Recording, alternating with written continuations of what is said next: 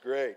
Hey, if you're just joining us, welcome. We've been discussing in this series how sucky life can be, all right? And if if you've lived more than just a few years, you know how life sometimes can turn sideways.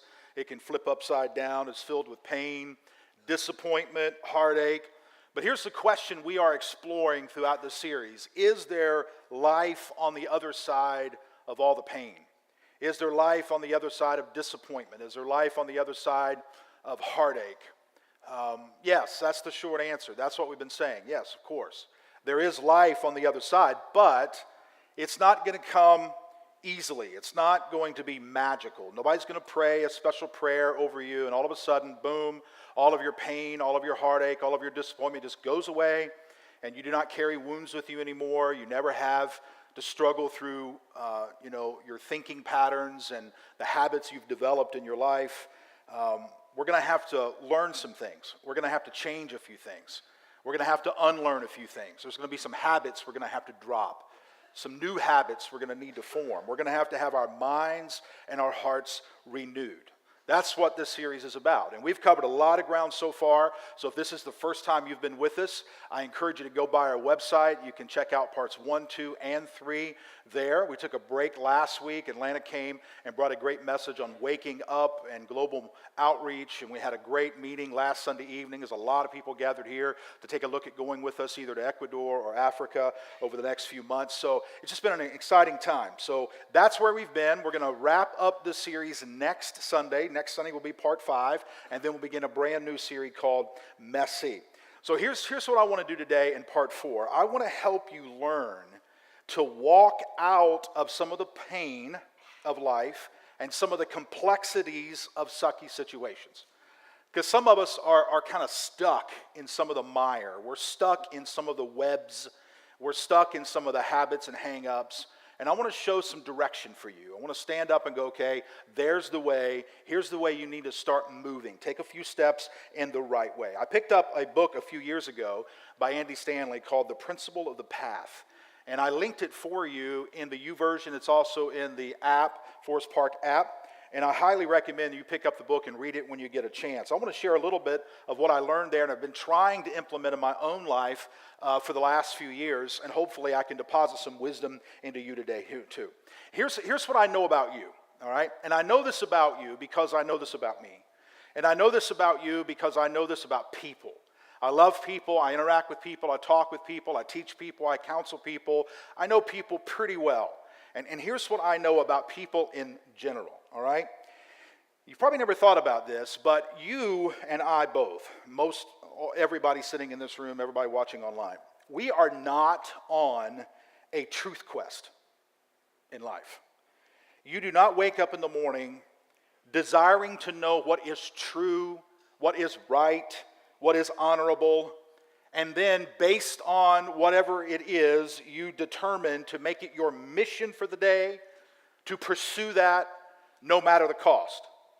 I know some of us that's somewhat offensive because you think of yourself as a truth person. You think of yourself as a person who is on the track to pursue truth no matter what. And that may be true overall in life, and you'll come around to the truth. But I'm talking about on a daily basis, most of us sitting here, if not all of us, are not on a truth quest. Can I be real honest with you? Sure, it's better than lying to me, Pastor. Okay.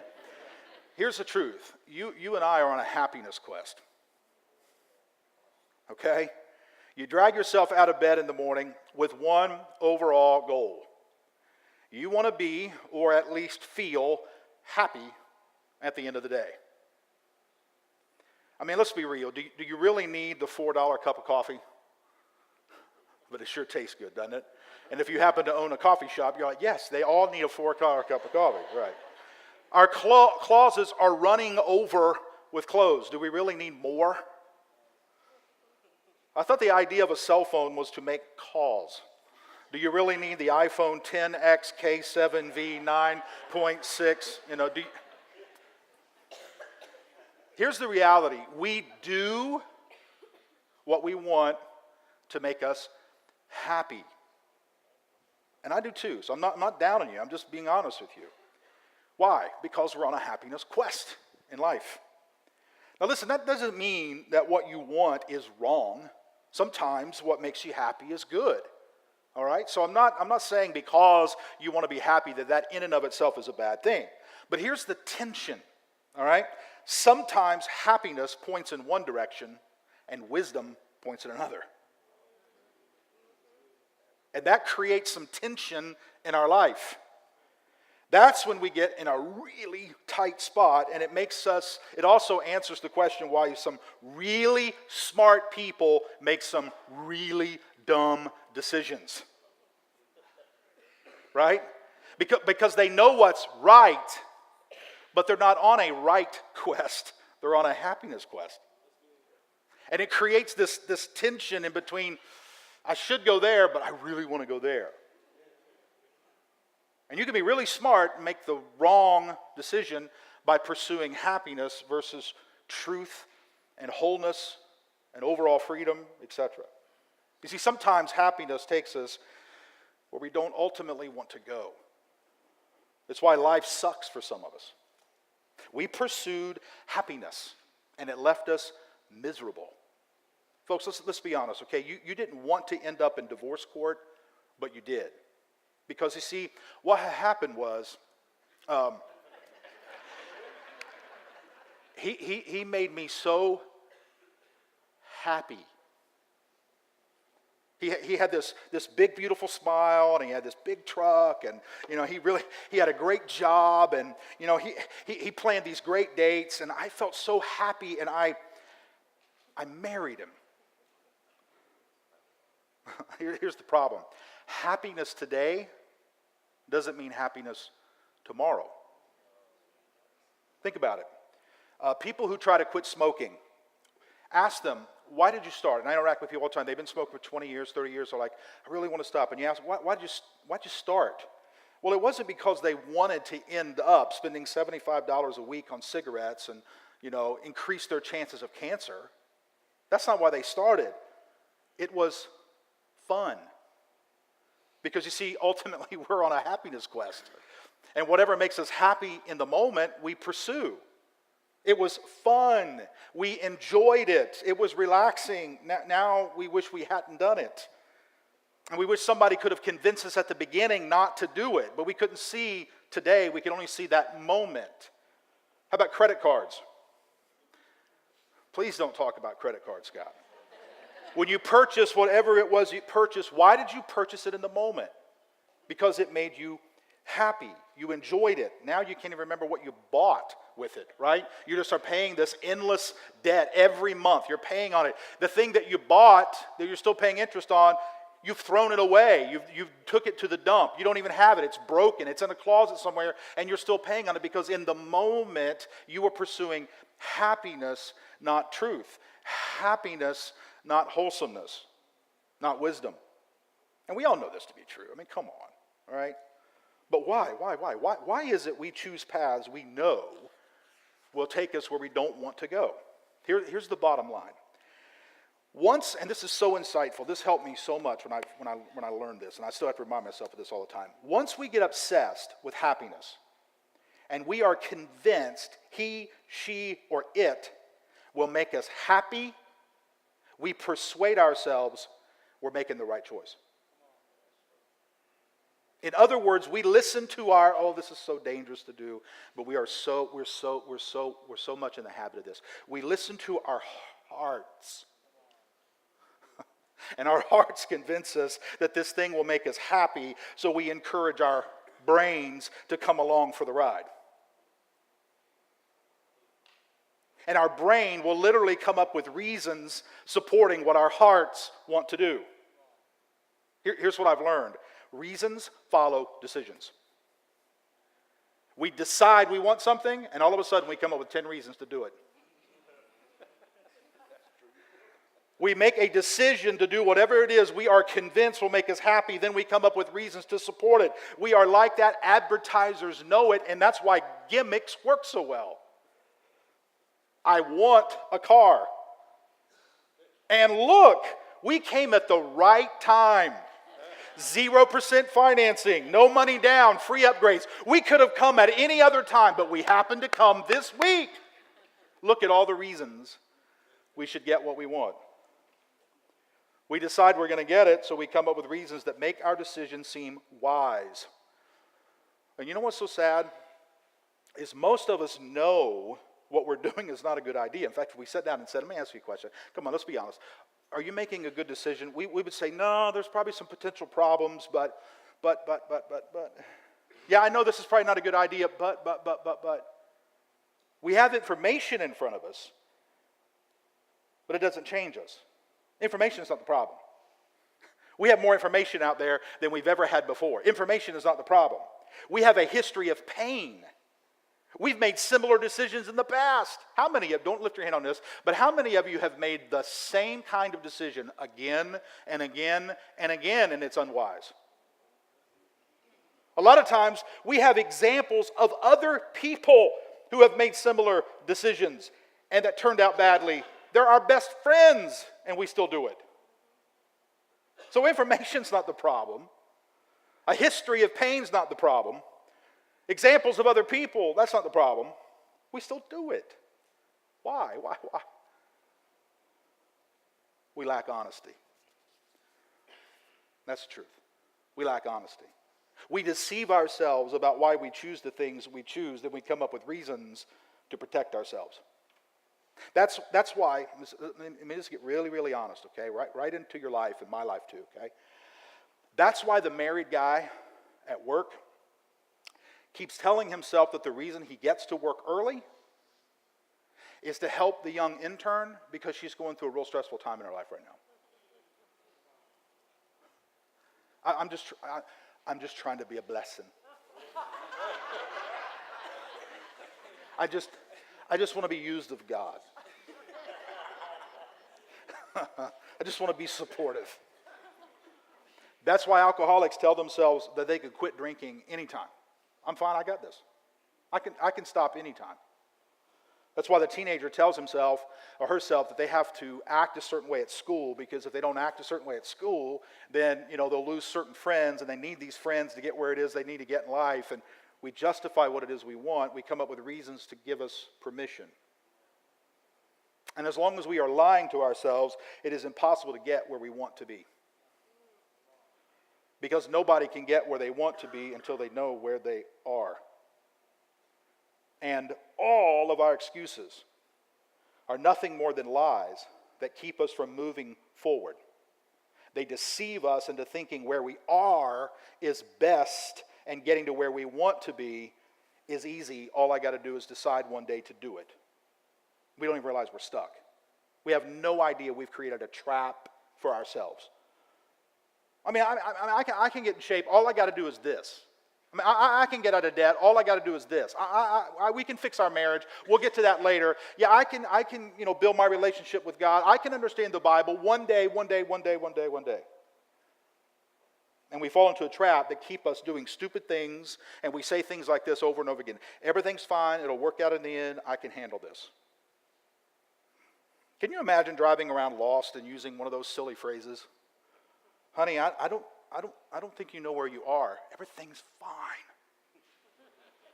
fine. We've passed that store 6 times. I think we're going in circles. It'll all work out in the end. We got to be there in 5 minutes, and we're at least 15 minutes away, and you have no idea where we are. I can handle this. It doesn't help when you're lost on the highway, and it doesn't help when you're lost in life. You want to live on the other side of all that sucks? You want to walk out of the mess and the trap you're in? You want to get out of all that stuff and experience hope again and joy again and life again and peace again? Then you've got to confront self-deception. You've got to confront self-deception. And Jesus dealt with self-deception over and over and over again. In fact, here's just one example in Luke 9. Okay? It's an example of Jesus calling people to follow him. It's an example of him preaching in such a way that people got excited and they got inspired. How many of you have been sitting in church and you've been so inspired to make a life change? I mean, you're like, man, you heard a message on this or that or whatever it is, and you're like, that's it, today's the line, I'm crossing the line, I'm going to make a change, I'm going to make a move forward or whatever, and then it doesn't actually happen. Jesus had the exact same thing happen in his ministry. Okay? Luke 9, watch this, verse 57. As they were walking along the road, a man said to him, I will follow you wherever you go. You ever been there? You ever heard a great message or a song, or you've gone to a conference or whatever, and you're like, that's it, I'm going to follow you, no matter, God, here I am. All right? Here I am. I will do whatever it is you want me to do. And Jesus confronts some self-deception. He says to him, Jesus replied, foxes have dens and birds have nests, but the Son of Man has no place to lay his head. Nothing else is said about that man. He never says, okay. There's no record of him saying, that's all right, fine, I'll still follow you. He doesn't say anything about, you know what, I'll sleep on the street with you if I have to. Nothing. Nothing else is said about the man. But Jesus confronted this self-deception, idealism. I can do anything. Really? You really want to follow me? Have you really counted the cost? He said to another man, Jesus says, follow me. But he replied, first let me go bury my father. Now, when you first read that, you think, well, that's a legitimate reason. That's not at all. You know, it's just a funeral. He wants to go attend the funeral and come back. I mean, who would not allow someone to attend a funeral? That's not at all what was being said here. This was a customary way of saying, first, let me go home and take care of my family until they pass away, until they're taken care of. I have some responsibilities at home that I need to take care of, and I want to stay there until I wrap all that up. And Jesus says to him, let the dead bury their dead. First, you come and proclaim the kingdom of God. Be honest, dude. You're making an excuse. Be honest. Still another said, I will follow you, Lord, but first let me go back and say goodbye to my family. Jesus replied, no one who puts his hand to the plow and looks back is fit for the service in the kingdom of God. Jesus confronted self-deception all the time. Because you see, none of these folks really understood what it meant to walk out of the pain, walk out of the deception, walk out of the traps. They had all these excuses, and they were using these excuses to stiff-arm God. I'll do it eventually. Eventually I'll get committed. Eventually I'll make my marriage better. Eventually I'll get out of debt. Eventually I'll be the person that I'm created and designed to be. Eventually I'll start that ministry. Eventually I'll start the group. Eventually I'll go on an outreach trip. We can come up with all. Eventually I'll ask for forgiveness. Eventually I'll confess. Eventually I'll do it. Really? Jesus pointed out their excuses. Basically what he was saying was, this is the way you have lived your life all the way up to this point. When are you going to get honest and just say, I don't want to? Come follow me. I don't want to. Come follow me. I don't want to do that. I care more about my family. I care more about other responsibilities. I care more about other things. I don't want to follow you. Now we're getting somewhere.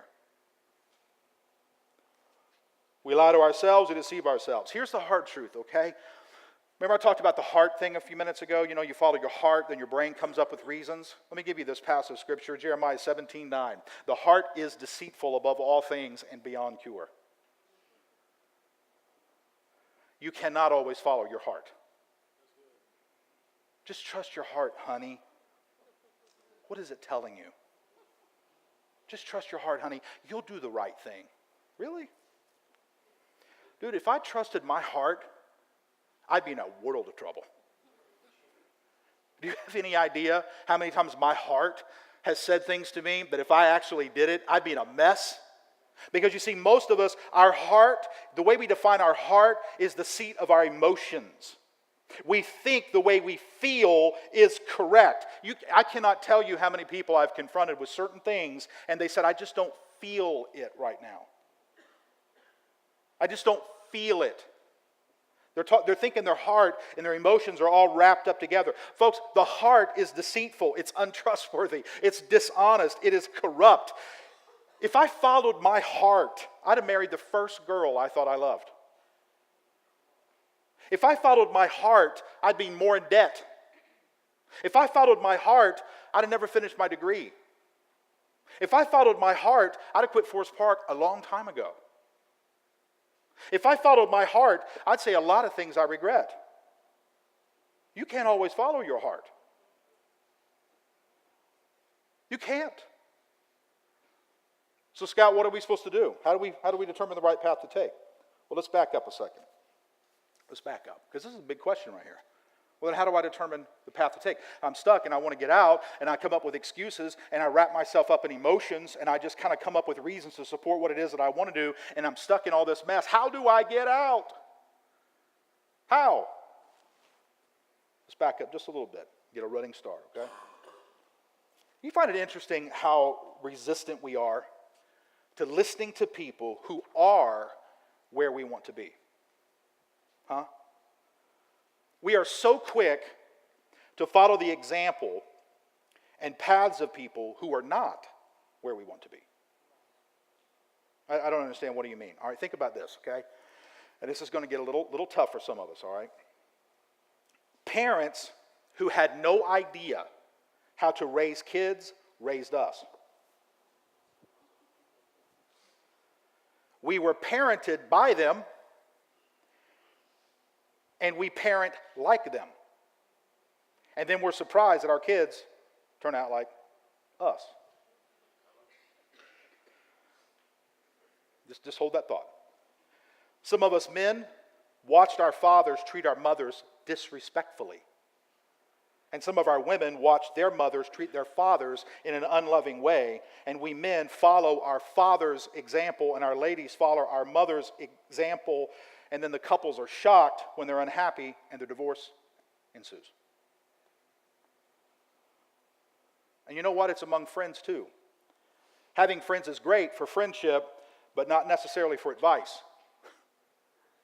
Just because you got a friend who gives you a piece of advice doesn't mean you have to follow it. Because some of our friends are more screwed up than we are. Yet we listen to our friends because our heart tells us to. And simply because they're our friends doesn't mean we need to follow their example. In Andy's book, The Principle, the Path, he talks about the herd assumption. The herd assumption. H-E-R-D. Here's the herd assumption. The herd assumption happens when you assume since everybody you know is doing something the same way, it must be right, so you do it. The herd's doing it, and I'm part of the herd, so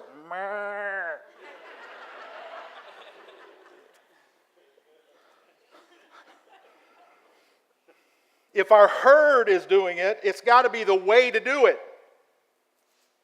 Let me give you an example I read about a few years ago. I thought this was phenomenal to me. Fascinating. A group of researchers put several monkeys in a room together, and they put a long rope, they tied it from the ceiling and hung it down to the ground, to the floor. And at the top of the rope, they put a bunch of bananas.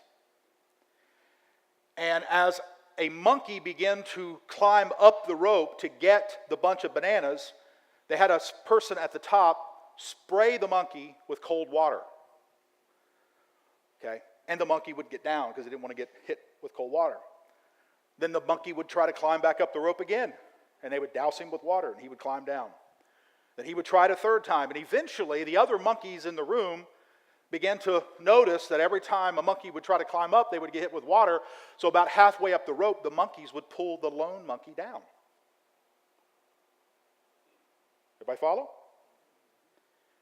Eventually, another monkey would try to climb up, and they would, hit the new monkey with water, etc. And all the monkeys in the room learned that as soon as you start to climb the rope, you're going to get hit with water, so don't climb the rope. Eventually, they stopped spraying the water, but they never would let a monkey climb the rope because they remembered back that whenever you did climb the rope, somebody would spray you with water. Now, here's what's even more amazing. The researchers began to replace the monkeys. They took one monkey out who had been doused with water and put one monkey in who had never been doused with water. And they kept pulling the monkeys down because they remember getting doused with water. They took another monkey out and put a new monkey in. They took another monkey out, put a new monkey in. Eventually, they had filled the room with all these monkeys that would never let another monkey climb the rope, but none of the monkeys knew why. They learned from one another, don't climb the rope.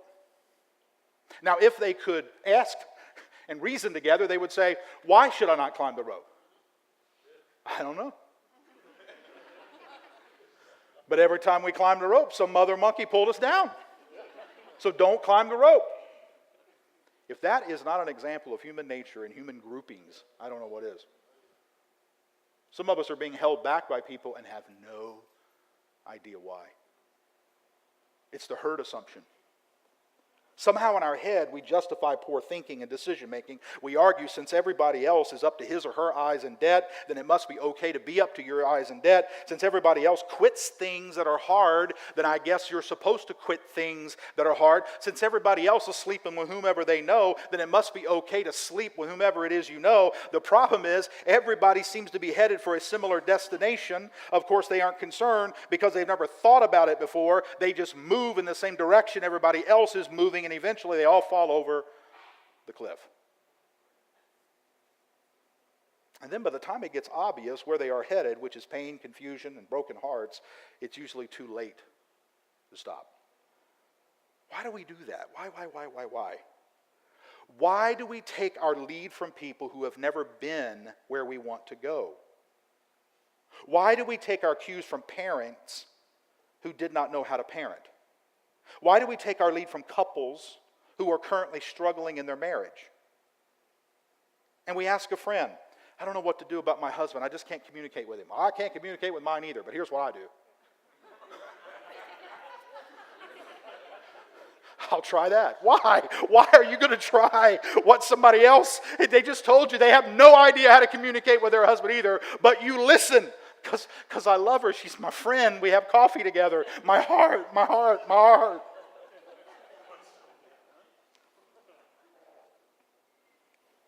You see, a lot of us, the advice we give as a 30-year-old is not going to be the same advice we give as a 50-year-old.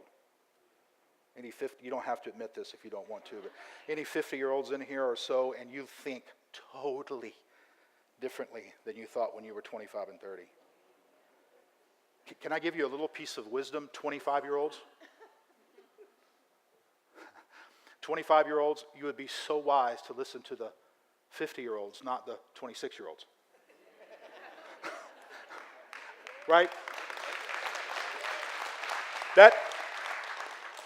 There's a verse there somewhere. I have to find it. I can find it. I'll get enough translations. I'll find it somewhere. So why don't we listen to more people who have it figured out and follow the advice they have? Let me back up. You're stuck. You have no idea how to get out. You keep doing the same thing over and over and over and over and over again. You try to follow your heart, but your heart's deceived.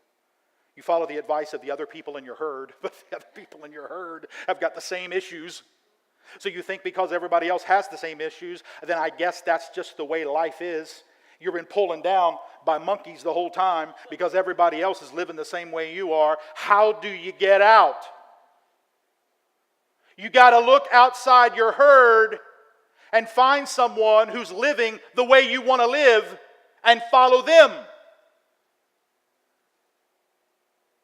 See, that's worth the whole message right there. Listen, wouldn't it be great if all of us would take our cues in life from someone who's doing it right?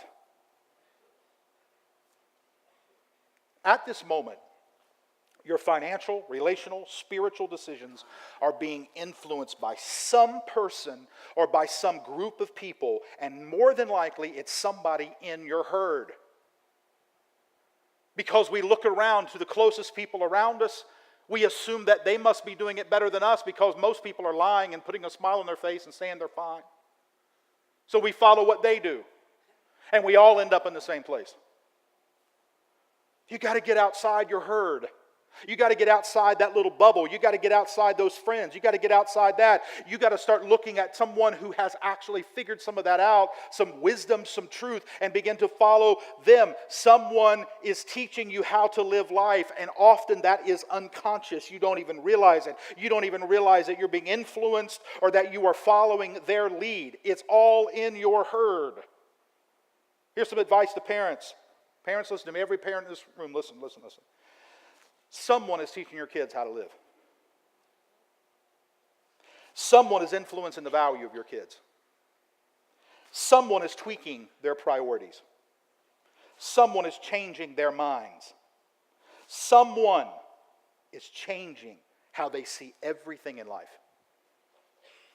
Are you strategic with the people you allow to mold and shape your kids?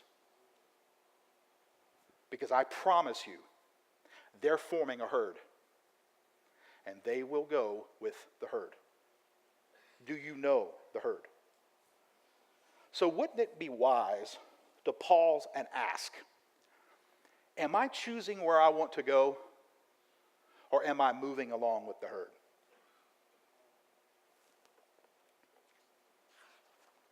Am I choosing where I want my kids to go, or am I allowing them to move along with the herd? One of the wisest things you can do is determine where your cues are coming from and whether or not those cues will take you where you want to be. Why? Here's the principle of the path that Andy gives in his book, and he just knocks it out of the park with this. Principle of the path, real simple. Direction, not intention, determines destination. If I'm walking to stage left, and the whole time I'm walking toward stage left, I'm saying something different. I want to go to stage right. I really want to go to stage right. I can want to go to stage right all I want. But if I'm walking toward stage left, that's where I'm going to end up. Get on a plane bound for Miami and pray. God, let me go to Houston. Let me go to Houston. Let me go to Houston. Oh, God, help me go to Houston. I just want to go to Houston. Dude, you're on a plane going to Miami. Direction, not intention, determines destination. Is your herd taking you where you want to go?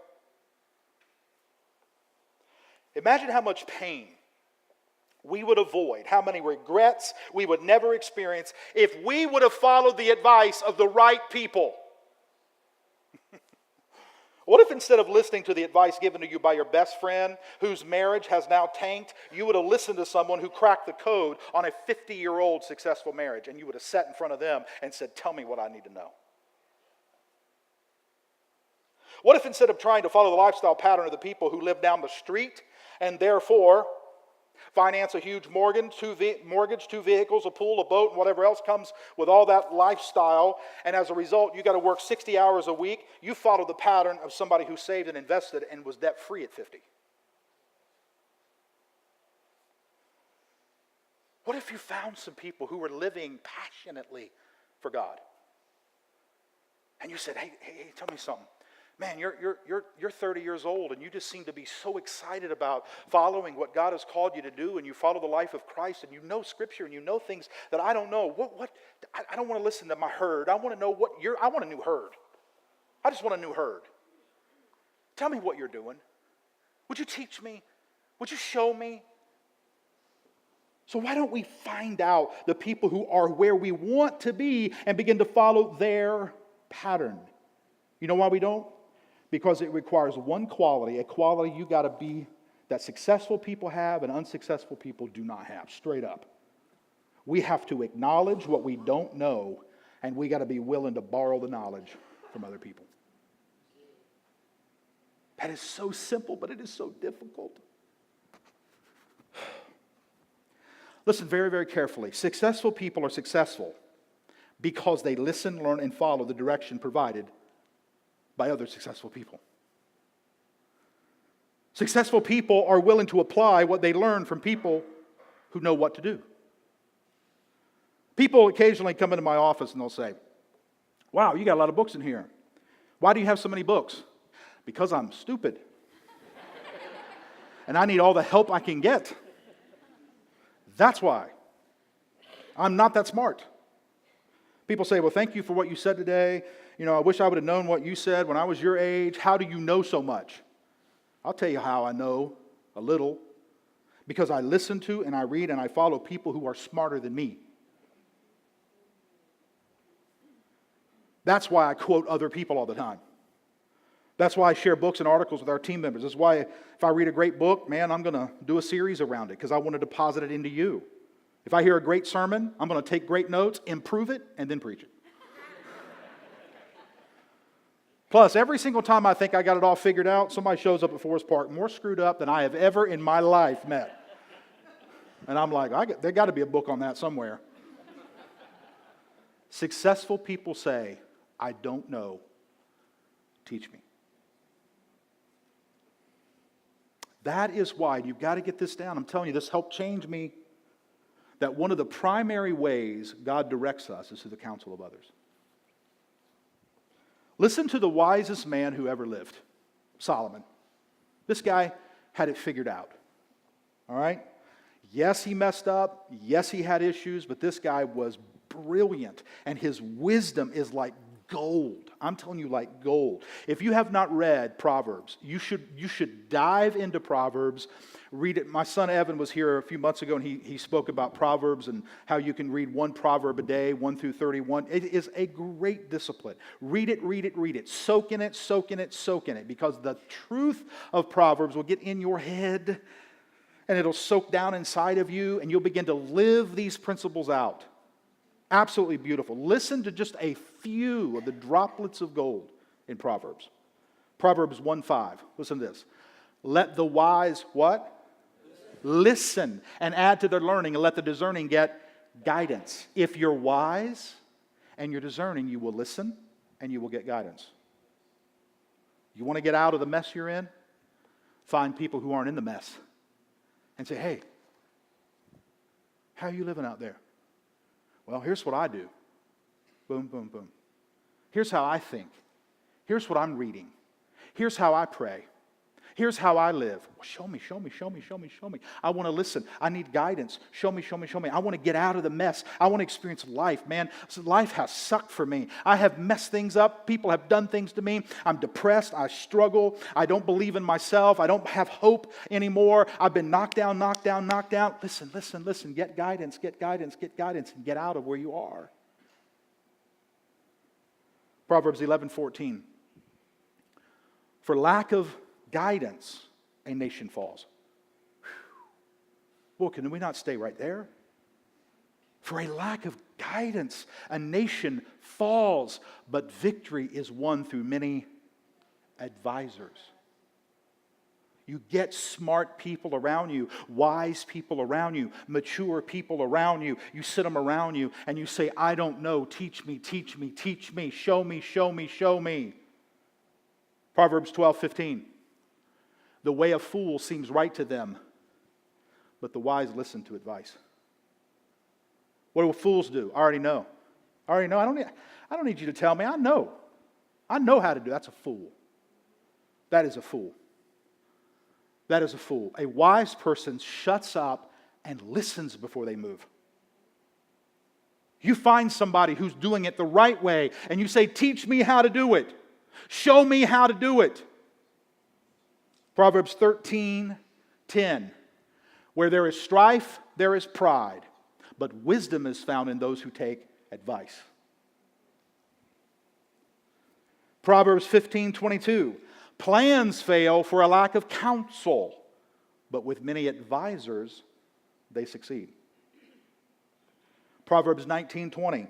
Listen to advice and accept discipline, and at the end, you will be counted among the wise.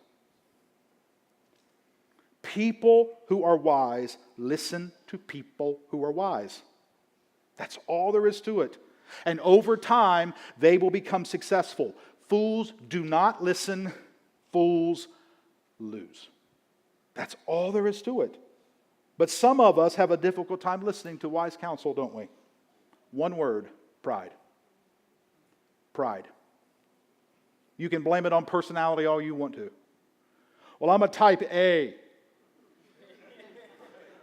You're an A, all right, and a stubborn one.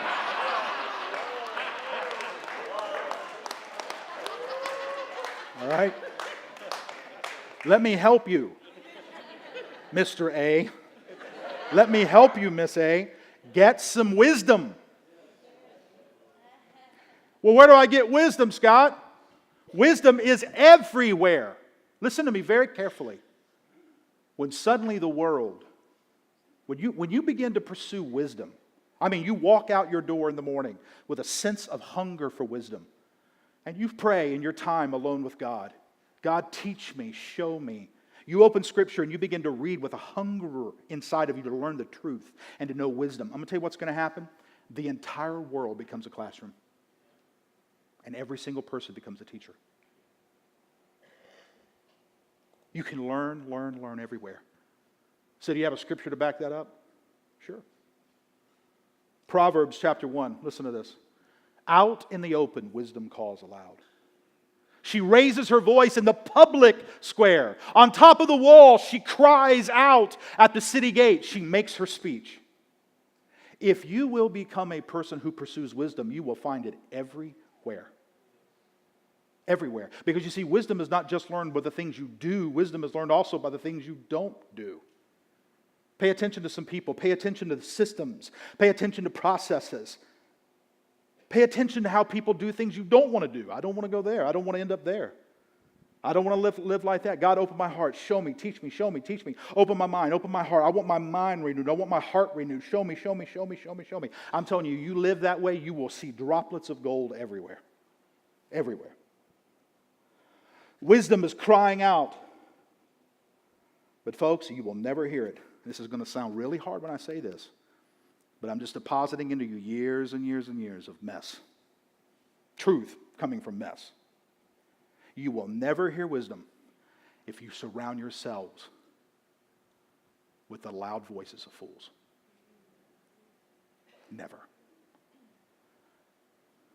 Because foolish people tend to talk louder than wise people. Wise people do not need to raise their voice. Foolish people are always loud. Seek wisdom. So Scott, where do I need some direction? That's the question. That's the question I want you to ask yourself. Where do I need some direction? Where do I need some direction? Seek wisdom. Find a solution. Let's get real, okay? Really, really, really direct. What difference would wisdom have made in your life 5, 10, 15, 20 years ago? If you could rewind time 5 years ago, just 5 years ago, 10 years ago, 15 years ago, 20 years ago, how differently would certain things in your life be if you would have listened? How many of you, or how much I should say, would you pay if you could go back and seek advice from the very people who told you what to do when you were 20? I can't tell you how many conversations I had when I was 20, 21, 22. Some people who were in their 40s, in the church I was in at the time, sat down with me and said, you know what? If I could go back to 20, here's what I would do. And I'd be like, yeah. Where's Evan's crying? Got to get the baby. What were you saying? Here's what I would do. Scott, if I could go back to where you are, here's what I would do with my money. Here's what I would do with my education. Here's what I would do with my marriage. Yeah. Okay, well, you know what? Those are your problems. I probably won't experience those. You ever said things like that? So yeah, Scott, man, if I could go back to 20, boy, I would listen, I would do, okay. But I'm not. I'm 40 now. I'm 35 now. I'm 50 now. What in the world can I do about that now? Hey, where you are right now, guess what's happening at this moment in this service? I'm depositing wisdom into you. Are you going to listen? Because see, here's the question. For most of us, we got another 20 years. And you're going to look back on 2019. And you're going to say, why didn't I listen? The 40-year-olds in this room, at 60, you'll look back. The 50-year-olds in this room, at 70, you'll look back. At 25-year-olds, at 50, you'll look back. And you'll say, why didn't I listen? Why didn't I listen? Why didn't I listen? So here's the question. Why aren't you in counseling? You're screwed up. Why aren't you in counseling? Why aren't you reading? Oh, I'll get to it eventually. Why aren't you reading? You know what reading does? Get you out of your herd. Why aren't you spending time in Scripture? I will. Why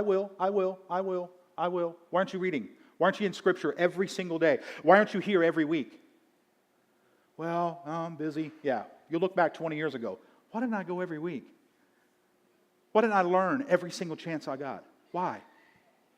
Why aren't you in a community group making friendships? Why aren't you doing life with people who will help you? Why don't you choose a much better path? One day you'll look back. Direction, direction, direction, not intention. Direction, not intention. Direction, not intention determines destination. Last passage of Scripture, we're going to close with a song. Ephesians 4:17-24. This comes from the Message. I'm not going to put it all up here. I'm just going to put the tag. I'm going to read it because I'm going to make a couple comments, and we're going to go. This is Paul writing. I love the Message because it just paraphrases it in such a beautiful street language way. Here's what Paul writes. He says, and so I insist. Now, just because these guys are coming out, don't look at them. They're not giving you any wisdom right now. I am.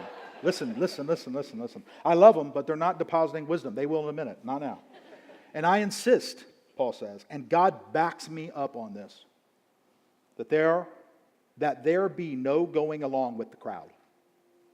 The empty-headed, mindless crowd. I ask you, do you have some people around you, people you hang out with, people you do life with, who are empty-headed and mindless? Well, Scott, how do I know? They do empty-headed and mindless stuff. He goes on, he says, they've refused for too long to deal with God, and they've lost touch with not only God, but with reality itself. They can't think straight anymore, feeling no pain. They let themselves go in sexual obsession, addicted to every sort of perversion. Does that describe some of the people you hang around with? Verse 20, that's no life for you, Paul says. You learn Christ. See, he's calling you up. He's calling you out of your herd. My assumption is, Paul says, that you have paid careful attention to him, been well instructed in the truth precisely as we have it in Jesus. Since then, we do not have the excuse of ignorance. Everything, and I do mean everything connected with that old way of life has got to go. Get out of your herd. It's rotten through and through. I love that line from the Message. It's rotten through and through. That old way of living is rotten through and through. That old way of thinking is rotten through and through. That old way of living is rotten through and through. Get rid of it. And then take on an entirely new way of life. A God-fashioned life. A life renewed from the inside and working itself into your conduct as God accurately reproduces His character inside of you. That's the only way, folks, I know to get out. We're closing today with a new original song from Forest Park Worship called Your Freedom. This song declares in a beautiful way that the shackles, the ropes that hold us back, those things that keep us locked in are gone. They're untied. And once you find your way home, all the anguish and the hurt of your past, all the anguish and the hurt of your present, all the suckiness of life becomes eclipsed by the gift of freedom. What does the song have to do with this series? Everything. The entire series is about admitting where you are, the mess you've created or the mess other people have created for you, recognizing where you are and saying, I am so ready for a new life. I am so ready to be free. I'm so ready for the pain that I've had to be healed. I'm so ready to move on. So we're going to sing this song. And we're going to declare in this song to come home to truth, come home to love, come home to forgiveness, come home to freedom. To freedom. All right, let's sing.